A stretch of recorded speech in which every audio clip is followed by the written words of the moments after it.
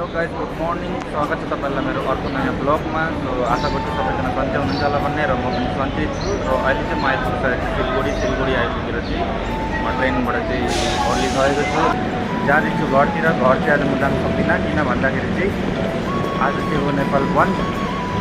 So त्यही भएर चाहिँ म जानु सक्दिनँ आज। र आज चाहिँ म यहीँ बस्नेछु सिलगढीतिरै। 3 दिन ट्रेनमा सफर गरेर चाहिँ देख्न सक्नुहुन्छ तपाईँहरूले मेरो हालत चाहिँ कस्तो भन्छ। अहिले त जिउको नखाएर कतिखेर घर पुग्नु कतिखेर नआउनु जस्तो भइरहेको छ। सो आज चाहिँ म सिलगढीमै बस्छु, बागडोग्रातिर बस्नेछु र घर चाहिँ भोलितिर जान्छु। अहिले चाहिँ यहाँनिर चाहिँ हाम्रो ठुलो मम्मीको छोरा दादा चाहिँ लिनु आउँछु मलाई भनेर भन्नुभएको छ। अब हेरौँ कतिखेर आउनुहुन्छ र फुल ब्लग हेर्नु होला। र गाइस देख्न सक्नुहुन्छ ट्रोली चाहिँ मेरो यस्तो ठुलो छ। ट्रोलीले गरेर हैरान भइसकिसकेको छु म। र बिहानदेखि चाहिँ भोक पनि लागिरहेको छ, नास्ता पनि गरेको छैन। अब चाहिँ ब्रेकफास्ट गर्छु, ब्रेकफास्ट गरेर अनि यहाँनिर रिभाइटिङ गर्छु दादालाई फोन गरेर। त्यसको बादमा अनि घरमै पुगेर भेट्नेछु गाइस। सो गाइस तपाईँहरूलाई अगाडिको क्लिपमा तपाईँहरूले देखिसक्नु भएको छ। सो हिजो चाहिँ म आइपुगिसकेको थिएँ बागडोग्रा र अहिले चाहिँ म हिजोको चाहिँ भिडियोहरू अरू चाहिँ दिन सकिनँ मैले। र अहिले चाहिँ म बागडोग्रामा छु ठुलो मम्मी घरमा। र अहिले चाहिँ म निस्किँदैछु घरको लागि, हेर्नु होला भिडियो अन्तिमसम्म।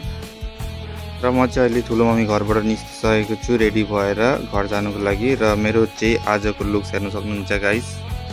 सो अहिले चाहिँ म रेडी भएर निस्किसकेको छु घर जानुको लागि। र हिजोको चाहिँ भिडियो मैले घर आउँदाखेरिको चाहिँ फुल भिडियो चाहिँ मैले गर्नु सकिनँ किनकि फुल टायर्ड भएको थिएँ म।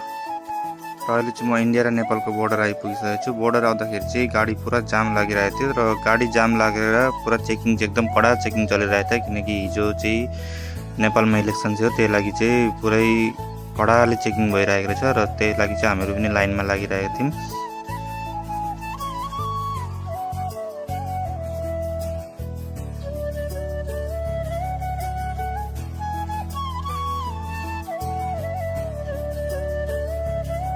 र चेकिङहरू सकेर चाहिँ हामीले चाहिँ निस्किसकेको थियौँ नेपालको लागि। र यो चाहिँ हो नेपाल र इन्डियाको बोर्डर। यो यतापट्टिको चाहिँ इन्डियाको ब्रिज हो र उतापट्टिको चाहिँ नेपालको। र अहिले चाहिँ हामी नेपाल र इन्डियाको बोर्डर पार गर्दैछौँ। र अहिले चाहिँ भने नेपाल एन्टर भइसकेको थिएँ म। र नेपाल एन्टर भएर चाहिँ म बसमा चढेर जाँदै थिएँ घरतिर। र बसमा चढ्ने बित्तिकै चाहिँ एउटा एकदम गायकार आएको रहेछ। यहाँनिर चाहिँ गीत चाहिँ एकदम राम्रो गाइरहेको थियो र सुनेर चाहिँ दामी लाग्यो। र मैले पनि दिएँ 50 रुपियाँ पैसा। र गीत चाहिँ सुन्नु होला तपाईँहरू अन्तिमसम्म। र अन्तिमसम्मको भिडियो चाहिँ छैन मसँग र यति नै हुनेछ अन्तिमसम्मको भिडियो। भेट्नेछु अर्को ब्लगमा। सो आजको लागि यति नै।